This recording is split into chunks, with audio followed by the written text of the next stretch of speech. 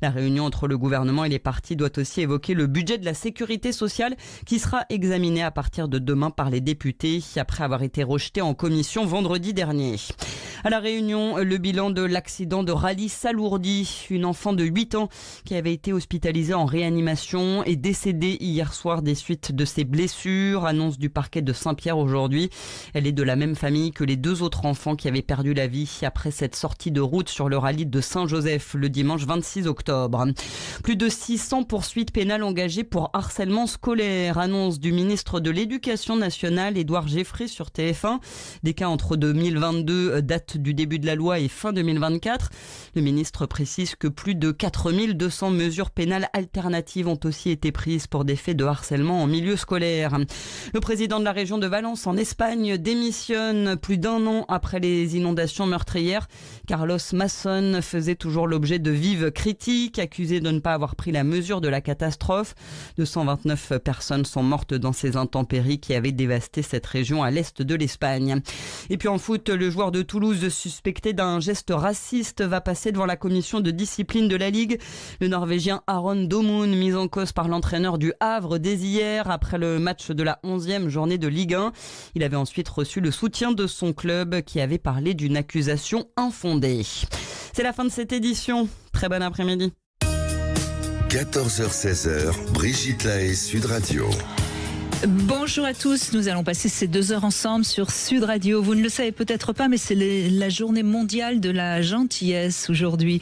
Et justement, on pourrait voir quand est-ce que ce n'est plus de la gentillesse, mais peut-être un peu de la faiblesse ou de la bêtise qui fait que les autres profitent de nous. Et donc à ce moment-là, on a un peu l'impression d'être victime.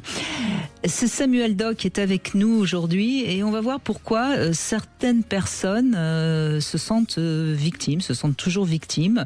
Alors est-ce que c'est une réalité ou une impression qui vient peut-être de leur manque de confiance en elles ou de leur besoin d'exister de cette manière-là ? En fait, j'ai un peu réfléchi au sujet et je me suis dit que de toute façon, on est quand même un peu des animaux. Et si je simplifie, eh bien, il y a les proies d'un côté et puis les prédateurs de l'autre. Alors, autant dire que chez les humains, les forts savent reconnaître les faibles. Par exemple, on le voit bien dans une classe, c'est toujours les mêmes qui se font harceler. Alors, pourquoi ? Est-ce qu'on ne pourrait pas aider un enfant justement à ne pas se sentir victime ? Et puis, dans le domaine professionnel, c'est exactement la même chose d'ailleurs. Bref, comment se sortir de cette tendance à être victime ? Peut-être qu'il faut déjà savoir ce que c'est qu'être victime. Et c'est ça, Samuel Doc, qui va nous expliquer ça dans un instant. En tout cas, si vous vous sentez concerné, c'est le moment de nous appeler. Et pour ça, vous appelez le 0826 300 300. Samuel Doc, bonjour. Bonjour Brigitte. Alors, le statut de victime, c'est vrai que aujourd'hui, c'est un statut qui est très revendiqué. Ah oui, j'ai l'impression qu'il y a quelque chose de très très très contemporain et que c'était quelque chose autrefois, je pense, être victime, c'était un statut légal. Aujourd'hui, on a l'impression que c'est presque une façon d'exister, que c'est peut-être devenu une identité. Je souffre, je subis, donc je suis. Est-ce que c'est pas un peu dommage ? J'espère que l'émission d'aujourd'hui va nous permettre de sortir peut-être de ces assignations, de ces auto-assignations où on n'existerait que dans une plainte qui nous empêche de reconnaître nos responsabilités, dans nos actes, qui nous empêche aussi de repérer les répétitions dans nos vies. Parce que moi, j'ai fait le lien avec un petit texte de Sigmund Freud où il parle des névroses de destinée. Et de quoi il parle ? Il parle des personnes qui sont tout le temps victimes, qui ont tout le temps des problèmes, mais qui en réalité devraient peut-être s'interroger sur les répétitions qui sont les leurs. Oui, c'est-à-dire qu'ils ont leur part de responsabilité, vous êtes en train de dire, dans cette répétition d'événements qui les rendent victimes ? Eux, ou peut-être leur inconscient, certaines dynamiques souterraines qui nous poussent à nous mettre dans des situations éternelles. Mais est-ce que c'est pas aussi la société actuelle qui nous encourage à être victimes ? Parce que moi, je vois, par exemple, je reçois énormément de livres de gens qui se posent en victimes Alors, encore une fois, il y a des événements qui nous font mal et qui nous font souffrir. Mais en même temps, est-ce qu'il faut revendiquer qu'on est victime, quoi ? Absolument, et vous savez, moi aussi, donc je réfléchissais avant l'émission et je pensais à une de mes patientes qui se reconnaîtra, je pense, en m'entendant parler aujourd'hui, qui, elle, a été vraiment victime. Elle a vécu des situations de maltraitance invraisemblable, d'une cruauté absolue. Et j'évoquais avec elle l'émission d'aujourd'hui, et elle me disait, mais en fait, moi, je ne me vois pas victime. Je refuse de considérer que je suis une victime parce que ce serait accorder à mes parents le pouvoir de m'avoir détruite, alors qu'en réalité, je vis, je crée, je fais des choses. Et j'ai trouvé qu'il y avait une vraie force dans ce propos. Et pour compléter ma réponse, bien sûr que nous sommes dans une société extrêmement victimaire. Pourquoi ? Parce que nous sommes dans un tel hyper-individualisme, à nous scruter le nombril en permanence, que la moindre altérité, la moindre dissemblance d'un autre est vécue comme persécutrice. Et ça, c'est un problème. C'est un problème.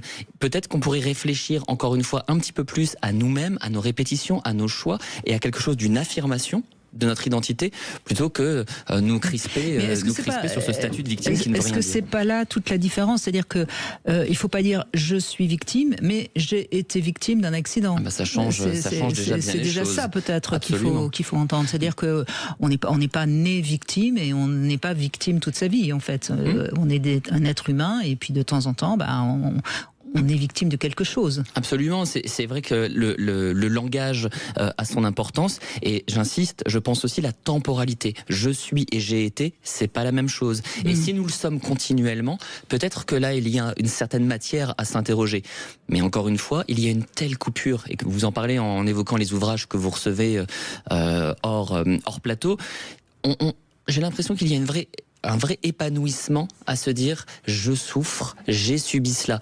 Et c'est une erreur de croire que c'est ce que nous cherchons en thérapie. En thérapie, on cherche plutôt à s'émanciper de ça. On a tous autour de nous des personnes qu'on voit ou qu'on appelle et on leur dit ça va. Oh pas trop, parce que et c'est vrai qu'à un moment donné, moi personnellement, j'ai plus envie de les appeler. Oui. Et c'est vrai que lorsqu'on se met dans un état de victime permanent, on fait un peu le vide autour de soi quand même. Oui, et le problème c'est que vous voyez, c'est un très très bon exemple. C'est-à-dire que cette personne qui va se plaindre systématiquement au téléphone, qu'est-ce qui va se passer ? Finalement on ne l'appelle plus, et là elle se plaint en disant mais je ne comprends pas, on ne m'appelle plus, pourquoi, mince. Donc vous voyez que la plainte se nourrit d'elle-même. Et n'oublions pas une chose, vous avez parlé des proies et des prédateurs. Moi ça me fait penser évidemment au travail de Stéphane Cartman sur bourreau, sauveur et victime. N'oublions pas que la victime dépend de son bourreau.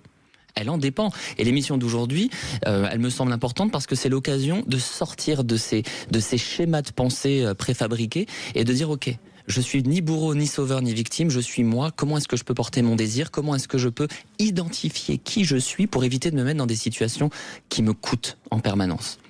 Oui, et puis le vrai problème de la victime, c'est qu'elle n'est pas libre. Elle n'est absolument plus libre de sa vie, puisqu'elle est victime et elle est dans une case bien fermée de victime. Et je serais même peut-être un peu polémique en disant cela, et vous me direz ce que vous en pensez, mais j'ai l'impression que les victimes tendent, si je garde l'idée de Stéphane Cartman, à devenir des bourreaux. C'est-à-dire qu'à force de dire je suis victime et d'être dans quelque chose où elles se sentent systématiquement persécutées, elles en deviennent elles-mêmes persécutrices pour les autres, et surtout, du fait de ne pas forcément s'interroger sur leurs responsabilités face à leurs actes, ça peut les conduire à devenir ce qu'elles condamnaient elles-mêmes. Et dans les discours parfois très militants et très victimaires et peu constructifs, il y a quelque chose d'une immense haine au final qui s'exprime. Et c'est sur ça que j'aimerais qu'on puisse réfléchir aussi aujourd'hui. C'est comment sortir de cette triade bourreau, victime, sauveur. J'espère. Alors ça demandera peut-être à nos auditeurs un peu de courage, parce que pouvoir admettre qu'on s'épanouit, voire qu'on jouit dans sa propre plainte, ce sera pas forcément facile. On va voir ce qu'ils ont à nous dire. Si vous avez été victime, si vous avez l'impression que vous êtes une victime, venez témoigner. Vous nous appelez au 0826 300 300. Dans un instant, on va écouter Jérôme qui a envie de parler de quelque chose qui semble être un petit peu dépassé. On l'écoute dans un instant. Sud Radio, 14h-16h, Brigitte Lahaie, Sud Radio. Eh bien, nous sommes avec Samuel Doc qui est avec nous, qui a eu envie d'aborder ce sujet qui est assez complexe, mais qui me paraît très important. Et je le dis d'autant plus que Samuel Doc, on le sait, si vous avez lu son livre L'enfant thérapeute aux éditions Plomb, vous êtes, si je puis dire, un enfant qui a plutôt été victime, et vous en avez fait quelque chose et de beau et de fort et de grand. Donc c'est aussi ça qui vous a donné envie, j'imagine, d'aborder ce sujet. C'est-à-dire que oui, on peut avoir été victime, mais c'est parce qu'on accepte d'en faire quelque chose qu'on peut devenir libre et se relever. Absolument, et une créativité, c'est une matière. Nos blessures sont une matière. Je pense à Georges Braque qui disait « L'art, c'est une blessure qui devient lumière ». Peut-être que notre auditeur Jérôme va nous aider à transformer la blessure en lumière. N'est-ce pas, Jérôme? Bonjour. Je vais faire de mon mieux, en tous les cas, il n'y a pas de souci pour ça. Bonjour à vous deux. Bonjour Jérôme. Vous parlez de bourreaux, de victimes, etc. Mais on est tous des victimes de tous les bourreaux qui sont au premier étage de la société, qui sont en col blanc. Et nous, on écoute les informations, on est des victimes de ces informations qui sont répétées et surrépétées. Oui, mais Jérôme, vous savez que c'est une émission, on ne fait pas de politique. Mais si vous voulez aborder ce sujet, moi je vais juste vous dire, à ce moment-là, relevons-nous et puis arrêtons d'accepter de rester victime. Exactement. Ou alors arrêter la radio, arrêter la télé, mais on est un petit peu, on est un petit peu dans un monde seul, quoi, on va dire. Mais oui, il faut peut-être arrêter la radio, peut-être arrêter tous ces médias. Pas Sud Radio quand même, enfin Jérôme. Non, pas vous, Brigitte. Ah, c'est pour ça que j'allume la radio d'ailleurs. C'est gentil. Non, mais voyez, attention, parce que j'entends ce que vous dites et je crois que beaucoup de Français le pensent fortement et c'est vrai que ça commence à faire beaucoup, on est d'accord. Mais en même temps, ne restons pas envahis dans ce sentiment que tout va mal, parce que c'est comme ça aussi qu'on reste le dos courbé. Vous comprenez, Jérôme? Dans votre vie, je suis sûr qu'il y a plein de choses qui vont bien, et c'est ça qu'il faut voir. Oui, tout à fait. Mais bien sûr qu'il y a des trucs qui vont bien. Quand on s'occupe d'ailleurs, on est victime quand on a les enfants déjà, parce que les enfants, on a beau les aimer, on est victime de les faire... on est victime, c'est pas le mot, on est de tous les faire élever, de faire pousser, de faire pousser au mieux possible. Et c'est justement, je reviendrai sur ce sujet-là, c'est quand on voit tout ça, on se sent victime d'avoir fait les enfants peut-être. Vous êtes toujours avec la maman en couple? Pas du tout. Ah oui. Vous êtes victime d'elle aussi? Pas du tout. Ah. Non, j'arrive à argumenter à ma façon et à passer à côté à certaines choses. Je crois, Jérôme, j'essaye de vous écouter, de deviner qu'est-ce qui anime ce ras-le-bol et ce sentiment donc d'être victime de beaucoup de choses. Est-ce qu'au fond, aujourd'hui, il y a peut-être plus grand-chose qui vous donne envie, d'avoir envie? Est-ce qu'il y a plus grand-chose? Si, il y a beaucoup trop d'individualisme déjà. Et c'est le fait de ne pas être individuel, je veux dire, de penser qu'à soi. Moi, le premier, je pense à plein d'autres personnes, etc. Si, je suis content d'être ici. D'ailleurs, je me battrai pour ça, d'ailleurs. Alors, voilà. Alors, qu'est-ce que vous faites pour les autres, Jérôme, par exemple? Le mieux possible. Je m'occupe souvent plus des autres que de moi, entre guillemets. J'ai toujours la tête haute à dire, tout va bien. Oui. Bon, quelquefois je suis tout seul à me dire tout va mal, mais tout va bien. Et il y a bien pire. Donc, quand tu écoutes un petit peu les infos, quand tu écoutes tout ça, quand tu vois des gens, il n'y a pas besoin d'écouter des infos. Il faut juste voir des gens qui sont malheureusement coués. Non, mais ça veut dire déjà une première chose, Jérôme, c'est que vous avez un peu l'impression dans votre vie de ne pas avoir été vraiment compris et de ne pas avoir été reconnu pour ce que vous êtes. Absolument. Possible, peut-être, mais je pense pas. Moi, je crois que si. On est deux. Ah oui, c'est très fort dans votre propos. Je suis d'accord avec Brigitte. Vous voyez, et ça c'est important parce que au fond, c'est à vous de comprendre qu'est-ce qui fait que les autres ne vous ont pas compris. Si, ils m'ont compris. Si. Ah oui. Puis les gens qui veulent y voir et comprendre des choses. Mais peut-être qu'on pourrait réfléchir à une chose. Alors, bien sûr, je suis d'accord avec Brigitte, que là, ça parle de vous. Mais peut-être que plutôt que de dire je suis victime de mes enfants, je suis victime du politique, suis victime de mes enfants, de tout ce qui est à côté des enfants. Malheureusement, c'est très beau d'avoir des enfants. Il y en a qui n'en ont pas, qui sont malheureux de ne pas en avoir, etc.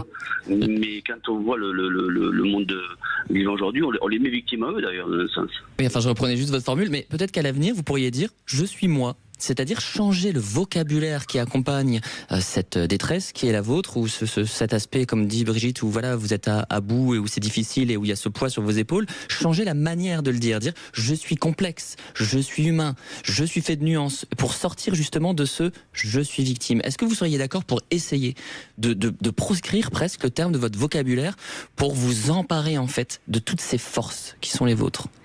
Je dis souvent que je suis moi. Je suis vraiment bravo. Je pense que ça, c'est une chose que je hurle même, je dirais. Ah oui. Ah oui. Et on vous entend? Oui, je suis. Alors pourquoi vous avez besoin de hurler?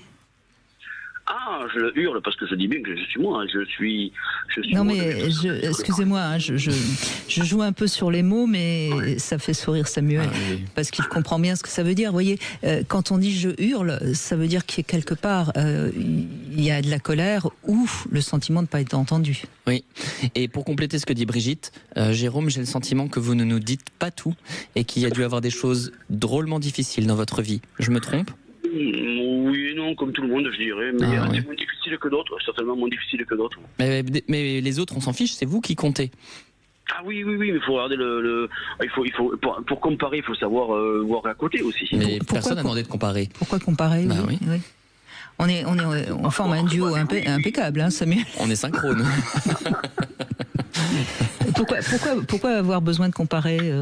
Vous avez le droit de considérer que vous avez vécu des choses très difficiles et sans pour autant vous considérer comme une victime définitivement, vous voyez. Je ne suis pas une victime définitivement, c'est sûr ça. Mais ce que vous avez vécu de difficile, peut-être que ça doit aujourd'hui être compris mieux pour que vous puissiez justement en faire quelque chose de lumineux. Je fais en ce moment, je fais beaucoup d'actions lumineuses et j'essaie de faire de mon mieux. D'ailleurs, on change un petit peu dans la vie en grandissant.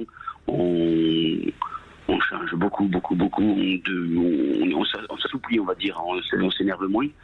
Et non, je fais des choses magnifiques, je dirais. J'ai fait de mon mieux jusqu'à maintenant.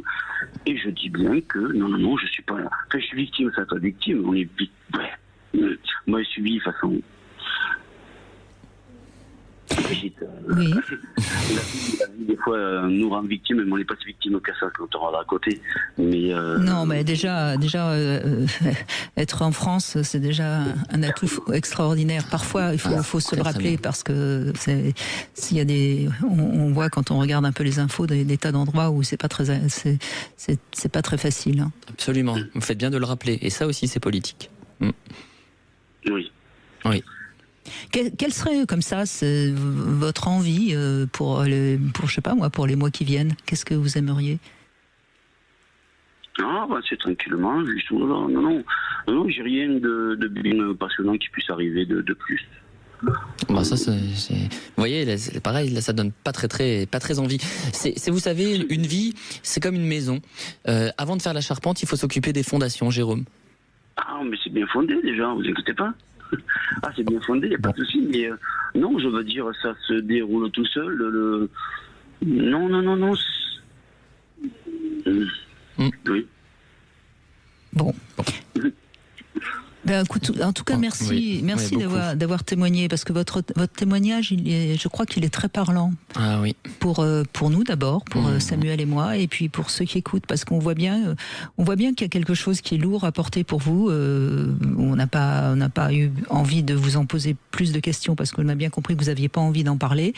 Mais c'est lourd à porter, et je pense que de temps en temps, oui, il faut savoir aussi peut-être poser son fardeau pour pouvoir voir un peu plus la lumière, justement. Absolument d'accord avec cette formulation, et je trouve aussi qu'il faut pouvoir oser le négatif, si je puis dire, ce qui nous fait mal, ce qui nous blesse, avant d'aller vers la pensée positive. Je ne sais pas ce que vous en pensez, Brigitte. Bien sûr. Ah oui. C'est pas parce que, je veux dire, quand on souffre, il faut pouvoir reconnaître sa souffrance. Voilà, c'est ça, c'est exactement ça. Reconnaître sa souffrance, c'est pas se plaindre et se poser en victime, c'est être tout simplement ce qu'on est et ce qu'on ressent. Oui, bien sûr. Sinon, c'est juste mettre un sparadrap sur une plaie encore ouverte, selon moi. Je sais pas. C'est comme ça que si j'entends votre propos, c'est ce qui résonne à mon oreille. Vous avez tout à fait raison. Donc, vous voyez, Jérôme, je pense qu'il y a des choses qui sont douloureuses pour vous, et c'est pas se poser en victime de reconnaître qu'il y a des choses qui sont douloureuses pour nous. Non, il n'y a rien spécialement de douloureux pour moi. Ce qui est douloureux, c'est d'entendre tout ce qui se dit, tout ce qui se fait, tout ce qui se... Après, vous avez raison. Oui, mais on est en France, on est bien. Non, mais Jérôme, si ça prend autant de poids pour vous, c'est qu'il y a quelque chose fondamentalement au fond de vous qui va pas bien. Oui, je suis pas sûr. Oui, c'est l'injustice. Là, oui, mais ça touche votre blessure, votre propre blessure d'injustice, forcément. C'est ça. Parler du rapport au monde extérieur à nous, c'est parler de notre monde intérieur à nous et de notre environnement précoce, celui dans lequel on a grandi. Et Jérôme, effectivement, vous nous offrez un bel exemple de cela aujourd'hui. C'est vrai. Oui, c'est vrai. On vous embrasse, Jérôme. Ah oui. Merci d'avoir pris ce temps avec nous et d'avoir échangé avec nous. Et puis on fait une petite pause, on se retrouve pour le Love Conseil, on va parler de nos peurs en amour. 14h-16h, Brigitte Lahaie, Sud Radio, le Love Conseil. Alors Samuel Doc, les peurs, on en a partout, dans tout le temps, partout, etc. Mais là, on va parler plus particulièrement des peurs en amour, parce que les peurs, ce sont des obstacles, des obstacles à notre bonheur et notre bonheur dans le domaine affectif. Donc, je crois que c'est toujours important de mieux deviner quelles sont nos peurs. Si vous n'en avez pas. Je serais un peu surprise parce que c'est rare d'avoir absolument pas peur. Le même pas peur, on sait très bien ce que ça veut dire. Donc, voyez quelles sont vos peurs et vous allez peut-être pouvoir comme ça avancer dessus. Alors, je vais citer les grandes peurs. Alors, il y a la peur de perdre l'autre. Ça, c'est quelque chose qu'on peut comprendre, bien sûr. Mais pourquoi on a peur de le perdre? C'est là-dessus qu'il faut travailler. La peur du changement. La peur que les choses bougent, que changent. Très fréquente, je trouve. Très fréquente. Oui, on aime bien que les choses... C'est d'ailleurs comme ça qu'on tombe dans la routine, par peur du changement. La peur de faire mal à l'autre, la peur d'être jugé, la peur d'avoir mal, la peur d'être ridicule dans la sexualité. Bref, et tout ça, il faut comprendre nos peurs. Alors, est-ce qu'elles sont fondées? Est-ce qu'elles sont venues d'une relation antérieure? Est-ce qu'on peut en parler avec notre partenaire? Ça, c'est important, parce que si on peut échanger avec notre partenaire sur une peur qu'on a, ça va déjà la faire diminuer, sinon on la garde pour soi et le moindre indice va ne faire que l'accentuer. Et puis, qu'est-ce que cachent nos peurs?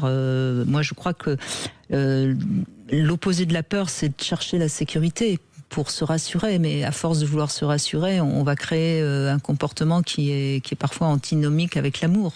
Donc tout ça est important. Et puis, je crois que c'est la confiance en soi et la confiance en l'autre qui va atténuer nos peurs. Oui, c'est ça. À la fois une tension vers l'autre et une tension vers soi. Ça, je suis bien d'accord. Et je pense que là, vous en avez donné une liste quasiment exhaustive de ces peurs. Oui, il y en a peut-être d'autres. Des fondamentales. Mais en tout cas, si déjà on ose dire à soi-même nos peurs et peut-être pouvoir les communiquer avec le partenaire, je crois qu'on aura déjà bien avancé. Et puis, si on est avec quelqu'un qui nous aime, le fait qu'on lui confie notre peur ne peut faire que lui donner envie de nous aider et de nous aimer encore plus. Bien sûr, et puis ça nous rend beaucoup plus authentiques dans le lien à l'autre, beaucoup plus authentiques. Le problème, c'est qu'on pense que faire face à ses peurs, c'est être faible. Et c'est pas du tout le cas. Au contraire, il faut une grande force, une grande bravoure pour pouvoir regarder à l'intérieur de soi ce qu'il y a, que ce soit la beauté ou la laideur d'ailleurs. Pouvoir se scruter soi. Je suis d'accord avec vous. Bon conseil, bon love conseil. Tout le monde devrait l'appliquer, celui-là. Alors, j'ai le plaisir aussi aujourd'hui de vous proposer de jouer avec Sud Radio et avec Passage du Désir. Et qu'est-ce que vous allez gagner? Vous allez gagner votre pack de 5 jouets, dont des accessoires Lelo. Et pour ça, il vous suffit d'envoyer un SMS, vous envoyez Brigitte au 7 20 18 et peut-être que vous serez celui ou celle qui va gagner ce pack de 5 jouets. Je vous dis en tout cas bonne chance à tous. On retrouve Flore maintenant qui est avec nous. Bonjour Flore. Bonjour. Bonjour Flore. Merci d'être avec nous. Vous avez été addict à l'alcool et à la cigarette, c'est ça? Pas vraiment. J'ai vu arriver un plaisir immédiat dans des moments de situation très très dure où je me sentais d'ailleurs victime. Oui. Et l'histoire d'une maman qui a une enfant handicapée de 2 ans et le père me quitte enceinte de son frère. Je découvre la justice qui n'entend pas tout et donc Et déjà, vous avez dit quelque chose d'important. Vous avez dit je me suis sentie. Vous n'avez pas dit j'ai été. Oui, je le dis bien maintenant. D'accord. J'ai commencé peut-être par la fin. J'ai fait un énorme travail puisque je me suis isolée avec mes 2 enfants pour les éduquer, les construire. J'ai décidé que c'était une priorité. Mais je me suis sentie très très très victime. J'étais comme je me suis vue comme un lapin raveur qui tournait en rond dans une colère monstrueuse. J'ai dû me faire touché, pompé le foie par une kiné. J'ai essayé d'arrêter de crier. J'avais des rêves où je parlais et on ne m'entendait pas. C'était horrible, des cauchemars. Puisque la justice ne prend pas en compte l'adultère, ne prend pas en compte l'autre qui vive les comptes, les pensions impayées. Oh, les pensions impayées, si, quand même, normalement, il me semble. Oui, mais il faut aller au tribunal, il faut le prouver, il faut y aller, il faut payer le... C'est très très long. En tout cas, ce qu'on entend, et on peut le comprendre, vous avez un enfant qui est avec un handicap, vous êtes enceinte et votre compagnon donc vous abandonne, on va dire ça comme ça. En plus, vous trompez, ça à la limite, je dirais que c'est presque accessoire par rapport au reste, et part avec votre argent, si j'ai bien compris. Oui, l'argent de les livrets à des enfants, etc. Donc il y a une trahison là, et qui dit trahison dit souvent colère. Et énormément de colère. Et en plus. Et en plus, il me semble donc que vous vous êtes absolument pas senti soutenu par la société, et peut-être que vous n'aviez pas beaucoup de personnes autour de vous qui pouvaient vous aider dans ce moment. Tout le monde s'échappe. Alors tout le monde, je ne sais pas, tout le mais monde, non, pas mes meilleurs amis, mais je sens que je fatigue aussi les autres. Moi, quand je dis un hamster qui oui, mais j'entends bien. Mais voyez, ce qui est intéressant, et merci de votre témoignage et de cette sincérité-là, mais on voit bien qu'à ce moment-là, oui, vous traversez une zone de turbulence énorme, et c'est compliqué, et on peut comprendre que à ce moment-là, on se sente qu'on soit en colère, qu'on sente que ce soit injuste, qu'on soit... Absolument. Tout ça me paraît tout à fait normal. Je l'ai assez vite compris, mais je n'arrivais pas à en sortir. D'autant plus qu'il a fallu faire des procès, d'autant plus que j'ai vraiment vécu la solitude avec 2 bébés. J'ai découvert la société. Une société qui n'est pas tant dans le lien. Alors, on vous paye des aides à domicile, etc., mais on vous parle pas, on rentre, on sort, il manque une ce qui est intéressant dans votre témoignage, parce que ça rejoint un peu ce que disait Jérôme en sous-texte, c'est-à-dire qu'on est dans une société où certes on a beaucoup d'amis sur Facebook, mais en fait on est assez seul, c'est-à-dire que les familles sont complètement disloquées, parce que dans votre cas, il y a 50 ans, je crois qu'il y aurait eu votre famille qui aurait été là, qui vous aurait soutenu, enfin... Oui, j'ai eu beaucoup de jugements sur le handicap. Le père aussi a fait des dégâts dans la famille. Mais il a fallu... Ils ont 15 et 13. Et il a fallu qu'ils aient 10 ans, qu'on voit mon travail et qu'on vienne vers moi. Ça... Mais pour revenir à la victimisation... j'ai compris que j'étais en dépendance affective. J'ai compris, je me suis beaucoup posée.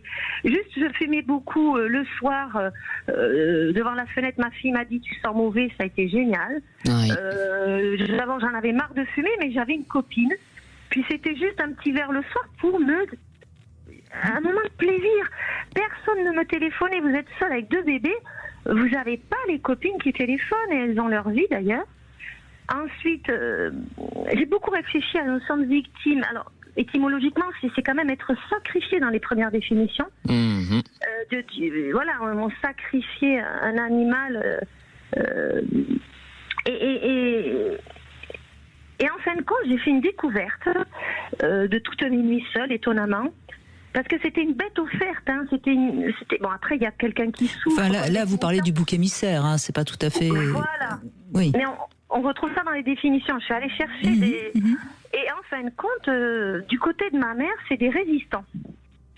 Résistants politiques et résistants de la guerre. Et en fin de compte, pour être une victime et se retrouver dans une situation... Alors aussi, j'ai découvert qu'il faut accepter qu'il y a des gens très moches, quoi. Ça... Et qui jouent de la loi, et qui jouent du mensonge. Alors j'ai eu une colère monumentale sur le mensonge. Et j'ai découvert être humain. Mais j'ai découvert que j'étais en résistance. Et j'ai coupé... j'ai travaillé cette coupure avec mon histoire familiale. Et ma grand-mère était alcoolique.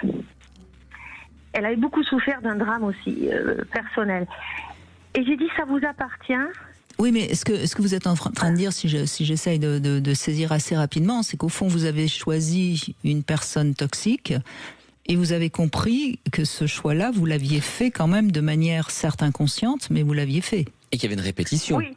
Brigitte. Après, j'ai eu beaucoup de travail EMDR pour accepter que c'est le père de mes enfants. Ça a été d'une douleur. C'est-à-dire, j'ai tombé enceinte très facilement. J'ai été que 2 ans avec cette personne, mais d'accepter, parce que moi, je suis vraiment, j'étais pour faire une famille à 4 avec enfants, et j'adore être en couple, et j'ai vécu que de la solitude. Je suis encore seule, parce que là, j'ai moins peur des hommes, et je suis actrice de ma vie depuis peu, mais j'ai fait un travail des scènes traumatiques en EMDR, et je suis actrice de ma vie, et je suis tombée dans ce scénario.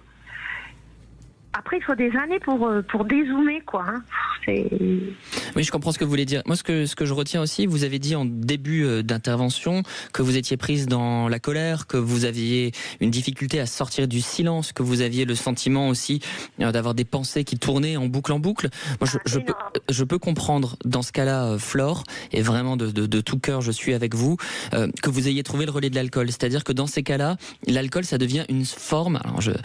presque de protothérapie, c'est-à-dire d'essayer de survivre. En fait, c'est pas pour vous, c'est une tentative de survie. Les gens sont très jugeants à l'égard de cela. Voilà, on a toujours un regard très péjoratif, mais en réalité, les personnes que moi, en tout cas, j'ai reçues en consultation, qui étaient dans des problématiques addictives, elles font pas ça pour se détruire, elles font ça parce que c'est leur seule manière d'essayer de s'en sortir. C'est un paradoxe, c'est une tentative. Parce que j'ai eu plusieurs psychiatres le long de mes années et elles m'ont dit, vous n'êtes pas alcoolique.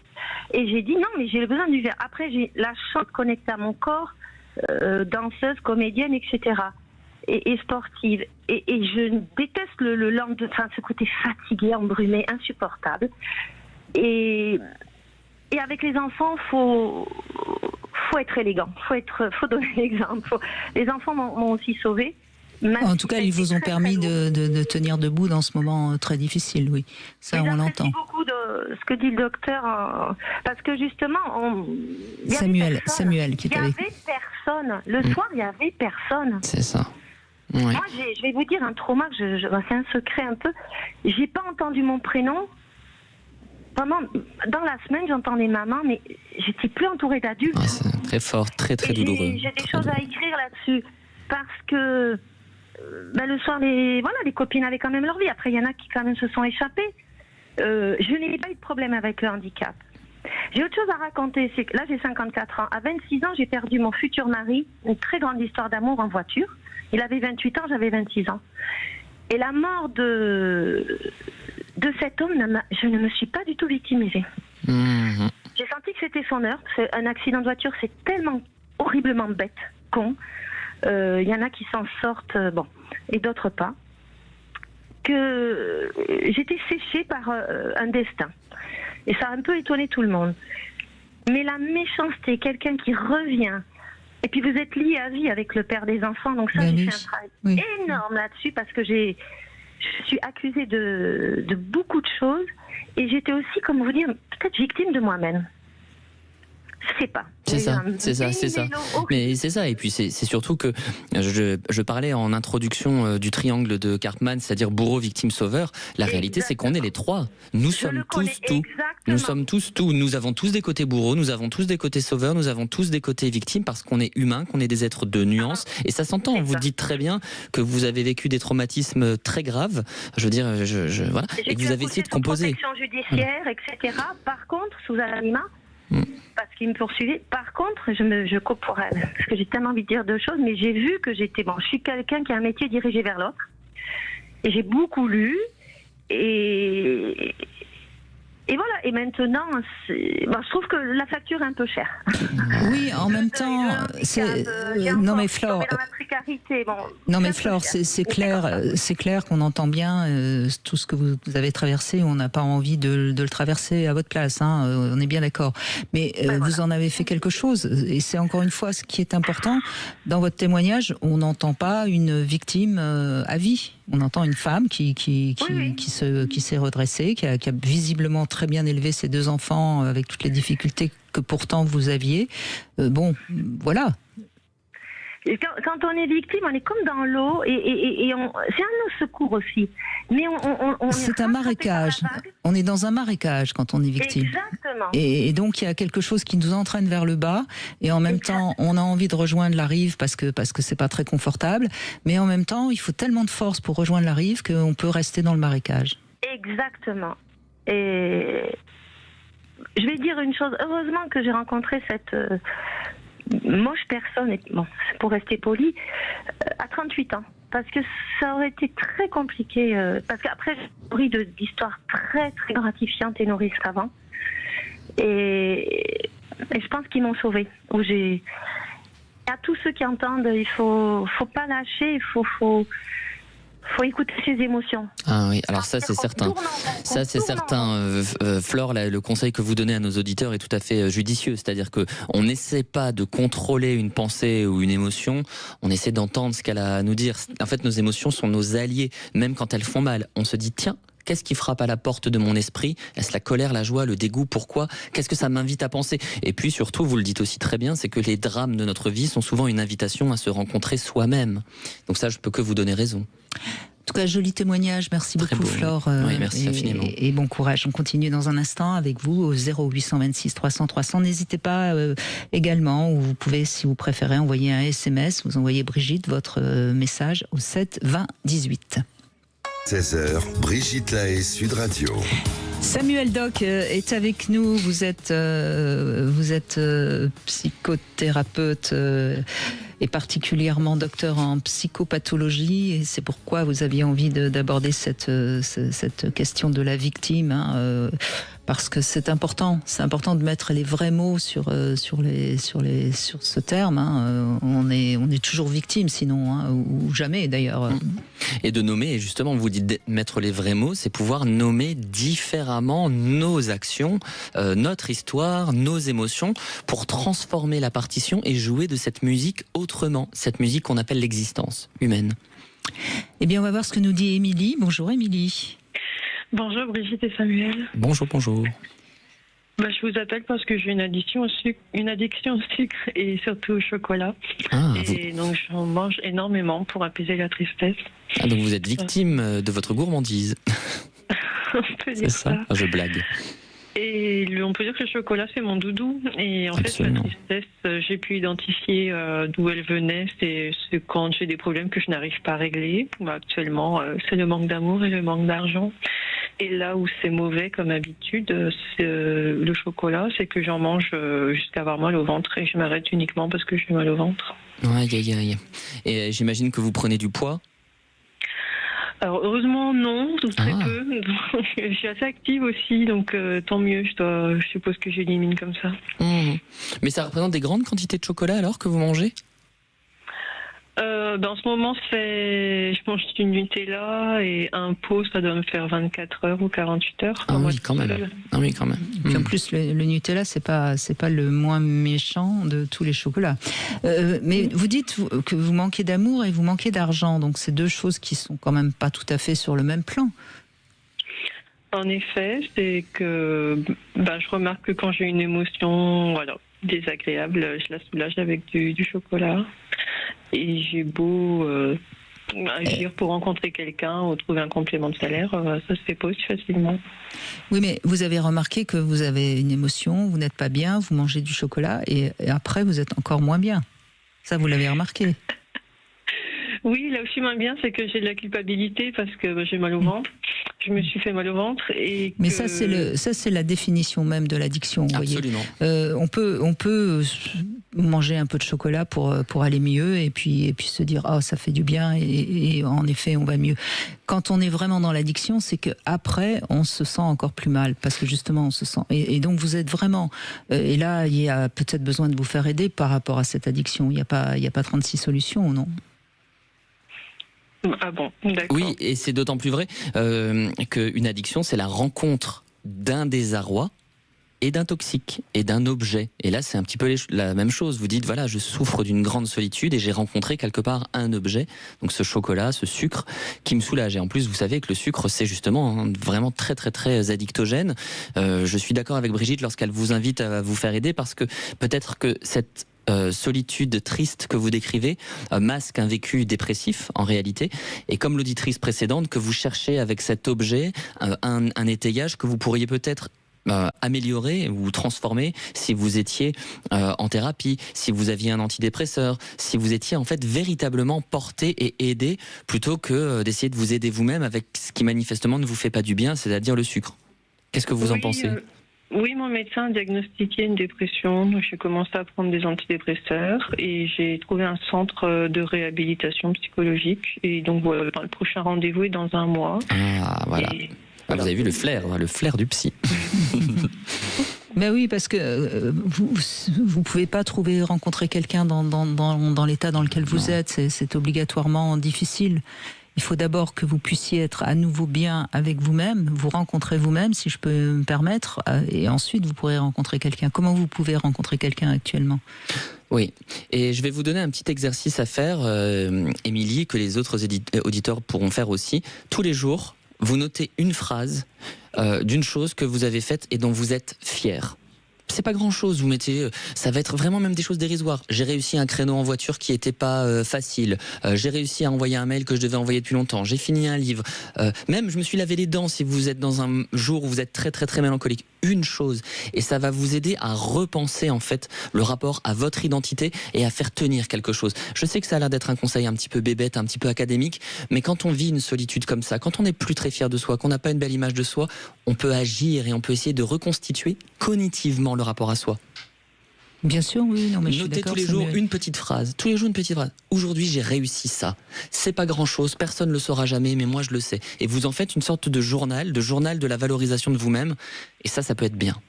Parce que sinon, il y a une dévalorisation qui se fait naturellement, comme si tout ce que vous faites n'est pas bien et que la seule chose qui peut vous consoler, c'est le Nutella. Absolument, et surtout que dans ce cas-là, ça génère un immense sentiment de culpabilité, c'est-à-dire que je suis convaincu que vous culpabilisez, que c'est même pour ça que vous nous appelez, et la culpabilité renforce le désarroi et renforce l'appel de cet objet d'addiction. C'est un cercle sans fin dont il est difficile de sortir. Oui, c'est vrai que jusque-là j'ai essayé de m'en sortir toute seule, mais oui, c'était difficile. Donc je vais faire l'exercice que vous proposez. Ah bah merci Émilie, je suis content. Oui, et puis vous savez Émilie, personne s'en sort tout seul. Non. On s'en sort parce qu'on a des amis, parce qu'on a des parents, parce qu'on a de la famille, parce qu'on a un travail qui nous valorise, parce qu'on a un sport qui nous permet de nous sentir mieux, mais tout seul, on ne peut pas se sortir on n'est pas des animaux solitaires. Absolument. Un seul avenir, l'autre, comme disait Ricoeur. Non, mais c'est vraiment important de comprendre ça, Émilie. Si ça va pas bien, surtout dans notre pays, on a quand même aujourd'hui des tas de moyens de se faire aider. Pas forcément longtemps, mais un petit peu. Et je crois que ça c'est vraiment important. Et si votre médecin en plus vous a dit que vous étiez peut-être dépressive, il faut l'entendre et faire ce qu'il faut pour. C'est quelque chose qu'il faut prendre au sérieux. Ah oui, surtout si vous avez le rendez-vous, ça c'est vraiment bien parce que ça veut dire que vous ne vous arrêtez pas justement à ce statut de victime du sucre ou d'une addiction. Vous dites ok, il y a une difficulté, je vais en faire quelque chose. Et c'est pour ça, moi, franchement, Émilie, je pense que là vous êtes sur la bonne pente. Oui, vous parlez comme la personne que j'ai rencontrée dans les centres de réhabilitation psychologique. Ah. Mais c'était pas moi. Oui, voilà, positif et des choses en moi que je ne vois pas, mais effectivement, je me bouge les fesses pour m'en sortir. Ah voilà, bah, ça on aimerait l'entendre plus souvent. Et puis on a le droit d'être pas bien par moment et c'est pas grave. Hein. Mais ce qu'il faut pas, c'est penser qu'on peut rien faire. Absolument. Et puis voilà, la dépression c'est un trouble psychique, ne l'oublions pas, c'est pas une question de volonté. Et c'est pour ça qu'il faut pouvoir se faire aider. Après, voilà, vous le savez Brigitte, moi je suis très sensible à ça. Donc voilà, Émilie, il faut que vous puissiez vous mobiliser pour sortir de ce cercle infernal. Et puis vous pourrez même nous donner des nouvelles quand ça ira mieux. Oui, avec plaisir, merci. Merci à vous. Merci beaucoup. Et d'ailleurs, à ce sujet, je rappelle, vous avez sorti un livre tout petit par la taille, mais très intéressant qui s'appelle Santé mentale, comment faire face. C'est aux éditions de La Martinière. C'est vraiment un petit livre, mais vous précisez bien ce que c'est que la santé mentale. On en parle beaucoup aujourd'hui, on en parle de plus en plus, mais finalement c'est pas très clair pour la plupart des gens. Mais c'est tellement important. Bien sûr, c'est pour ça que le format est très court et qu'il est très accessible. C'est que c'est une question vitale et que c'est un petit codex de quelques pages qui, à mon avis, pourra aider des gens. Je suis vraiment fier de l'avoir sorti. Vous savez, moi, je suis pas trop à me glorifier pour mes livres, mais celui-là, je me dis, bon, il va aider des gens. Donc, je suis content. Et en plus, il est pas très cher. Donc, si ça peut aider, tant mieux. Et ce serait bien d'ailleurs que toutes les personnes qui sont dans le soin sachent de quoi on parle. Parce que là, en effet, quand on vous entend, Émilie, on voit bien qu'il y a quelque chose de profond qu'il faut d'abord soigner. Et puis après, le reste, ça viendra. Mais on peut pas laisser les gens qui sont comme ça, avec une sorte de j'ai presque envie de dire, de dégoût de vivre. On peut pas les laisser comme ça. Il faut leur donner de quoi aller mieux. Exactement. Aide-toi et le ciel t'aidera. dit le proverbe. Bon, en tout cas, merci Émilie et on vous invite vraiment à vous faire aider. Vous êtes promis ? Oui, très bien, merci. Merci infiniment. L'addiction, on voit aussi dans notre société actuelle, elle est en nette augmentation. Alors c'est vrai qu'il y a des tas de choses qui rendent plus facile certaines addictions, et quand on tombe dans une addiction, généralement il y en a d'autres, mais c'est quand même aussi un fléau de notre société, l'addiction. Ah oui, et moi je vois vraiment l'addiction, la numéro 1, là, c'est vraiment celle aux écrans maintenant, je remarque. Je le vois avec mes patients, c'est terrifiant. Collé systématiquement à son smartphone. Alors c'est vrai qu'il y a aussi une crise du sens, une crise de la spiritualité, c'est-à-dire que je pense vraiment que l'individu contemporain est totalement déboussolé, il sait plus où il va, il sait plus comment penser sa souffrance, comment penser son destin, et l'objet d'addiction, ça le soulage en partie des grandes questions existentielles qu'il n'arrive plus à mettre au travail, à élaborer, à penser, à trouver sur la culture. On anesthésie notre cerveau, je pense. Il y a ce à quoi bon qui évidemment nous fait tomber dans l'addiction, et il faut trouver du sens, il faut retrouver du sens. C'est ça. Et c'est ce qu'on essaye de faire, en tout cas nous, tous les jours, ensemble, et avec vous bien sûr, au 0826 300 300. On continue après les infos. Je vous propose une petite devinette, elle est assez mignonne. C'est un escargot qui rencontre une limace. Alors, qu'est-ce qu'il lui dit à cette limace, l'escargot ? Je vous laisse le temps des infos pour me trouver la réponse. Et n'hésitez pas à nous rejoindre, on sera ravis de vous donner la parole. Sud Radio, c'est votre opinion qui compte. Je vous écoute depuis des années, tous les matins. À la mi-journée, c'est aussi ce mardi que sera remis le prix Renaudot. C'est la fin de ce flash. Bon après-midi. 14h-16h, Brigitte Lahaie, Sud Radio. Nous sommes aujourd'hui avec Samuel Doc et on se pose la question, y a-t-il un profil de victime ? C'est quoi être victime ? C'est un sujet un peu délicat, parce que bien sûr qu'on peut être victime. Ce qu'il faut, c'est essayer de faire ce qu'il faut pour ne pas rester dans ce statut de victime, en fait. C'est bien ça le sujet que vous aviez envie d'aborder. Oui, et puis peut-être aussi se dire que c'est circonstancié, qu'on va l'être à un moment donné, et c'est ce que vous disiez quand vous parliez des accidents, mais qu'à un moment donné, c'est aussi pouvoir agir, que de ne pas rester bloqué à cela. J'ai été victime, je suis victime, j'ai été victime, c'est pas un mantra, c'est peut-être un point de départ pour une pensée, pour une réflexion, pour un imaginaire, pour autre chose. Ça, je pense que c'est vraiment quelque chose d'important. Et surtout, si vous voyez, je pense à ces personnes qui sont tout le temps en procès contre plein de monde ou autre.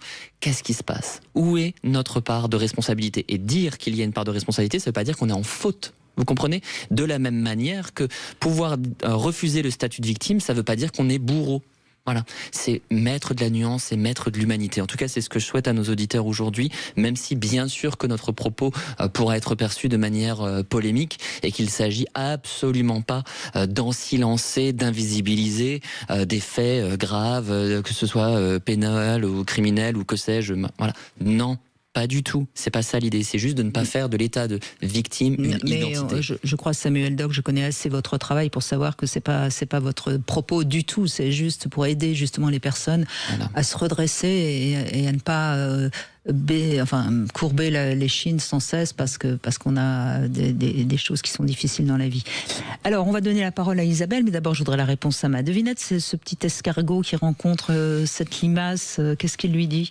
Alors il lui dit: pourquoi es-tu SDF? Parce qu'elle n'a pas sa maison sur le dos. C'est pas mal, ça pourrait être la bonne réponse, absolument. Moi, ma réponse, il lui dit, tiens, une nudiste. Trop mignon. Moi, j'aime bien les plaisanteries avec les animaux. Oui, j'en ai d'autres, si vous voulez. Vous les raconterez. Je vous les raconterai. Avec plaisir. Isabelle, bonjour. Oui, bonjour Brigitte, bonjour Samuel. Bonjour. Alors je crois que vous êtes aussi un peu dans l'addiction et c'est vrai que lorsque, d'ailleurs Laurent Carilla, qui est un peu notre spécialiste des addictions, le dit souvent, lorsque on tombe dans l'addiction, c'est souvent parce qu'il y a un vide, parce qu'il y a une fragilité et c'est important aussi de le dire. Ça ne veut pas dire que on est forcément victime, mais il y a quelque chose quand même de cet ordre-là. Oui, je suis d'accord. Et puis surtout, sortons un peu de la pensée. Et c'est pour ça que j'aime beaucoup la finesse.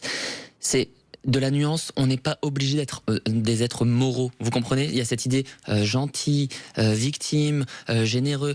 Acceptons qu'on a peut-être aussi notre part de laideur pour peut-être la dépasser, mais acceptons que nous soyons des humains, que nous avons des vices, des vertus, des tares, des qualités, des défauts, mais que nous ne sommes pas des agneaux qui respectons toujours les règles. Quoi. Vous voyez, moi j'aimerais bien qu'on puisse démoraliser, au sens de sortir de la morale, la psychologie.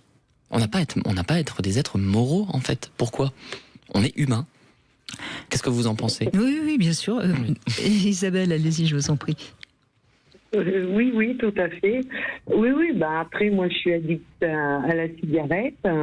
Donc, c'est très, très difficile de s'en sortir. J'ai essayé plusieurs méthodes, je n'y arrive pas. C'est l'addiction la plus difficile à s'en sortir, la cigarette, Isabelle, déjà. Donc, soyez déjà indulgente avec vous-même. Et puis, vous avez essayé, vous allez réessayer, puis à un moment, vous y arriverez. Oui, j'espère. J'espère bien. Il n'y a aucun échec quand on essaie d'arrêter de fumer, vous savez. Il n'y a que des tentatives et chacune nous rapproche du but. Il n'y a pas d'échec. D'accord. Bon, écoutez, j'arrête mercredi normalement. Je vais voir un thérapeute. Je suppose que vous êtes suivi par un spécialiste des addictions? Oui. Bon, c'est important parce que c'est un processus particulier, encore une fois, l'addiction. On parlait tout à l'heure de santé mentale. Il y a des tas on a tous des choses qu'il faut essayer de dépasser, et c'est pas forcément avec les mêmes personnes qu'on peut les dépasser.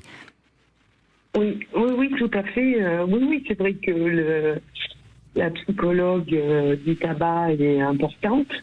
C'est vrai qu'elle est à l'écoute et ça, c'est bien. Mais bon, c'est nous d'abord. Alors, mais vous fumez depuis très longtemps, j'imagine. Alors, j'ai fumé jeune. J'ai arrêté quand j'ai voulu avoir des enfants. Et j'ai repris au moment du divorce. Ah oui, dans les circonstances. Vous voyez, on voit bien quand vous avez été enceinte, vous avez su arrêter, vous aviez une motivation suffisante pour arrêter. Donc ça, c'est plutôt déjà... J'ai arrêté avant d'être enceinte même. Oui, mais ça, c'est déjà un très bon signe. C'est-à-dire que si la motivation est importante, vous avez su arrêter. Oui. Et puis vous reprenez au divorce, qui est un moment très difficile. C'est un moment difficile, un divorce. C'est ça. Oui, c'est pas évident, mais bon. Donc ça fragilise et on retombe dans l'addiction. C'est ça, voilà. Vous allez vous faire patcher? Vous allez prendre des substituts nicotiniques? Non, je n'y arrive pas avec ça. Ah, pourquoi? Pourquoi dites-nous. Je fume autant avec les patchs. Ah d'accord, parce que moi, vous voyez, j'ai travaillé 1 an dans un service d'addictologie et franchement, beaucoup de patients trouvaient un vrai support, un vrai soutien avec les substituts nicotiniques. C'est pour ça, et Brigitte Lahaye parlait de Laurent Carilla qui fait un travail remarquable, moi je trouve, en tant qu'addictologue. N'hésitez pas à prendre rendez-vous avec un médecin pour réfléchir aussi aux stratégies pour vaincre cette addiction, pour être bien accompagné aussi sur le volet physiologique. Une addiction, c'est aussi biologique, et surtout celle au tabac. D'accord. Vous saviez pas ça? Non. Ah bah je vous le dis, c'est peut-être pour ça que vous avez eu des difficultés avec vos précédents sevrages. C'est que votre corps est habitué à recevoir de la nicotine. Si tout à coup vous lui enlevez, il comprend pas en fait. Et c'est pour ça que vous replongez. Oui, ça, oui. Oui, j'avais pas trop compris votre question. Oui, mais moi les patchs, ça ne... Eh ben, je fumais autant avec les patchs que sans. Oui, mais ce qui veut dire qu'il y a peut-être aussi le plaisir de mettre la cigarette à la bouche. Ah ben oui. Parce que la cigarette, c'est une habitude, enfin une sorte de... Oui, mais se mettre quelque chose à la bouche, tenir une cigarette, c'est pas rien. Sur le plan du comportemental, ça canalise des tas de choses. Oui. Vous pourriez par exemple prendre une cigarette fausse et la mettre à la bouche, et ça pourrait peut-être par exemple déjà vous éviter d'en fumer quelques-unes par jour, vous voyez ? Oui, oui.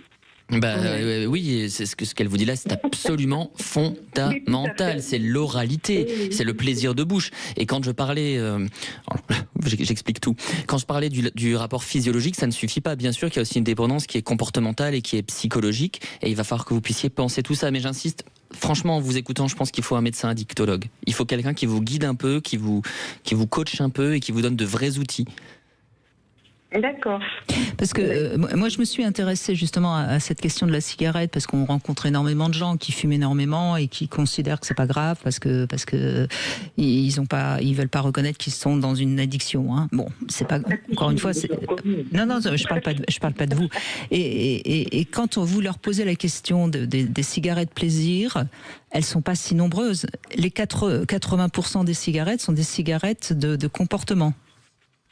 Oui, mais ça, je veux bien croire. Vous voyez, donc ça c'est quand même très intéressant. Et quand vous parlez avec quelqu'un qui est fumeur, hein, ou fumeuse d'ailleurs, c'est pareil, même s'il y a pour l'instant encore plus d'hommes que de femmes, mais les femmes sont en train de les rattraper, on voit bien qu'à certains moments, il n'y a pas de cigarette. C'est à des moments particuliers.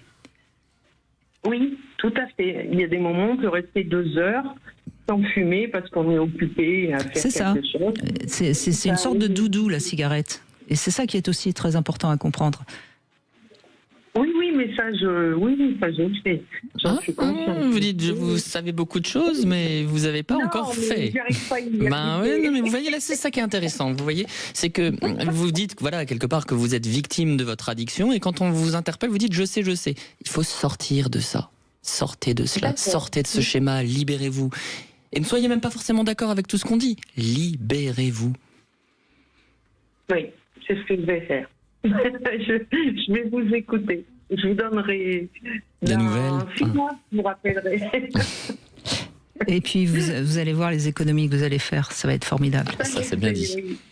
Énorme. Et demandez une mesure de votre taux de dioxygène expiré, vous allez voir, parce que ça à l'hôpital on le faisait beaucoup et les patients étaient très choqués de voir à quel point leur souffle était entravé par la cigarette, et souvent ça leur faisait un tel choc que là ils démarraient un vrai sevrage. J'insiste, c'est le conseil que j'ai à vous donner, voyez un médecin. Je l'ai fait avec la dictologue, je l'ai fait. Oui. Je l'ai fait. Mais pas juste. Attends, je suis psychologue, mais pas juste une psychologue, c'est ça que je veux dire. Non, mais la dictologue. Voilà. Oui, je l'ai fait, ça, le souffle.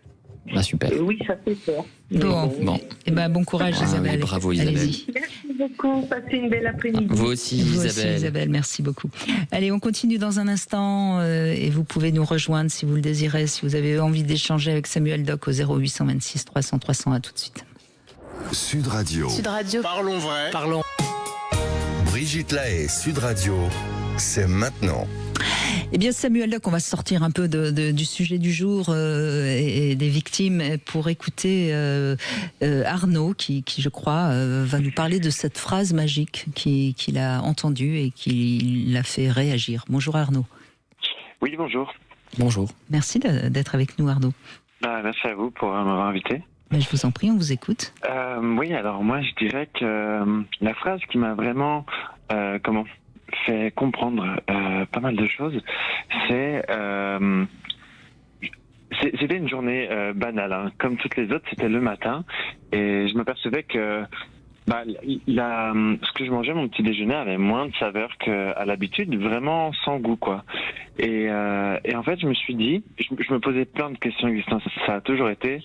Et là, ça a été une sorte de questionnement, comme ça, une voix intérieure qui me disait, face à toutes ces choses, toutes ces violences qu'on subit, tout ça, où est Dieu? Et à partir de ce moment-là, eh bien, il y avait comme une sorte de lucidité qui me disait, donc c'est bien une phrase que vous vous dites à vous-même, hein, c'est bien ça. Exactement. D'accord. Exactement, mais de manière assez claire quand même. Où est Dieu et est-ce que je suis pas en train de construire ma vie sur des principes de conformisme et qu'au final, je n'existais pas vraiment et que j'étais pas créateur. Et en fait, ce où est Dieu, ça m'a permis de comprendre beaucoup de choses et d'être plus conscient, je dirais. Donc ça a été une sorte d'éveil, d'ouverture, vraiment des yeux, etc. Est-ce que je pourrais dire que vous avez trouvé votre Dieu intérieur ? Peut-être. En suivant de ça, il y avait toute une recherche de qu'est-ce qu'est Dieu, qu'est-ce qu'est les dogmes, qu'est-ce que la religion, tout ça. Et au final, ça m'a permis de comprendre pas mal de choses, déjà d'être plus épanoui, je pense, et de vraiment avoir cette notion d'être vraiment créateur de ma vie. Et j'ai vraiment eu cette impression-là. À partir du moment où il y a eu ce flash, mais où est Dieu, qu'est-ce qui se passe en fait? Pourquoi le monde est comme ça? Est-ce que moi je suis vraiment épanoui dans ce que je fais? Et après c'est parti et tout s'est ouvert et vraiment c'était assez incroyable, ça l'est encore, mais je dirais que ça a été ça qui était vraiment l'étincelle. Mais c'est joli ce que vous dites, parce que vous voyez, c'est ce qu'on appelle l'éveil, c'est-à-dire que alors qu'est-ce qui fait qu'à ce moment-là précisément, il y a peut-être eu un rayon de soleil qui a illuminé la pièce ou un oiseau qui s'est posé sur, je dis n'importe quoi Arnaud, hein, c'est juste pour expliquer qu'il y a quelque chose qui a dû faire écho en vous et qui a créé une sorte d'éveil à la spiritualité, parce que là on est en plein dans ce qu'on appelle la spiritualité au sens large du terme. Oui, c'est exactement ça. Je pense qu'il y avait quelque chose. J'ai été vraiment. Ce qui a percuté, c'est que mon repas n'avait pas de goût. Vraiment comme une sorte comme si je me lassais. C'est quelque chose comme si j'étais pas maître finalement de ma propre vie, quoi. Comme si il y avait quelque chose que je répétais et que je perdais en fait ce feu intérieur, quoi. Sans pour autant être dans la religion, etc. Mais il y avait vraiment ce truc de qu'est-ce qui se passe, quoi? Qu'est-ce que je suis en train de faire? Est-ce que je suis pas en train de répéter quelque chose qui n'a pas vraiment de sens? Et finalement, c'était le cas. Donc, je dirais que c'est ça qui m'a vraiment ouvert, éveillé, et ensuite qui a vraiment changé ma vie, je crois. Et alors, de quelle manière? Aujourd'hui, qu'est-ce qui a changé? Dites-nous. Ok. Vous avez rencontré l'amour. Non, même pas. Non, même pas. Dommage. Je dirais que je me suis fortement intéressé à la philosophie, à la théosophie aussi, et puis, mais voilà, maintenant, je suis guérisseur et j'ai une asso de philo et voilà. Et en ça, j'ai vraiment cette sensation d'alignement. Et puis voilà, puis je me suis intéressé à l'astrologie aussi et toutes ces choses qui au final ont beaucoup plus de sens pour moi et j'ai l'impression de vraiment être aligné et épanoui. Oui, mais ce que vous dites est peut-être fait assez écho finalement avec le sujet du jour, parce qu'à partir du moment où on donne du sens à l'existence, eh bien on peut plus être une victime. Oui, c'est ça. Et surtout inconscient. C'est surtout ou insouciant. Vous voyez? Non. Non, développez, soyez plus précis. Je dirais que face à ce qui permet la conscience, ce qui permet de ne pas être asservi par les habitudes, le train-train, le conformisme, c'est justement la conscience, c'est le courage de la pensée. Et je pense que quand on a le courage de la pensée, on a le devoir d'agir. Voilà. Et puis là, en plus, si vous avez parlé d'une association de philo, c'est ça? Exactement. Donc là, ça doit vous mettre du lien aux autres, donc ça vous sort aussi de cette solitude et de ce... Vous aidez les autres aussi, parce que quand vous parlez de conscience, finalement, vous parlez du sens de la responsabilité, donc dont Samuel parlait tout à l'heure. Ouais. Exactement, on a une asso de philo qui s'appelle Esprit Ardent et en fait c'est joli, j'aime bien. Moi aussi j'aime bien, je suis très ardent. Voilà, si jamais j'ai un compte Instagram esprit.ardent si vous voulez voir. Donc on est à Toulouse et ce qu'on fait, c'est qu'on fait des cercles de parole où on propose des thèmes et ça permet en fait de chacun de réfléchir aussi et des problèmes de société, mais de manière vraiment très simple, quoi. Et on participe à l'intelligence collective aussi, et par l'intelligence collective, chacun apprend. Il y a personne qui se prétend être au-dessus.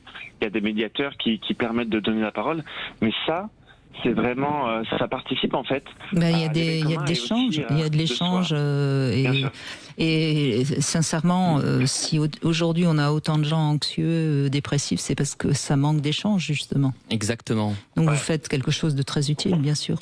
Ah, merci beaucoup. Et je dirais même que ça rassure. Parce que des fois, quand, par exemple, je sais pas moi, face à l'intelligence artificielle ou face à des choses ou à des guerres, à des choses, eh ben, on a besoin aussi de voir que ce qu'on ressent, cette espèce d'anxiété, est aussi commune. Et en ça, eh ben, ça rassure. On se dit qu'on n'est pas seul.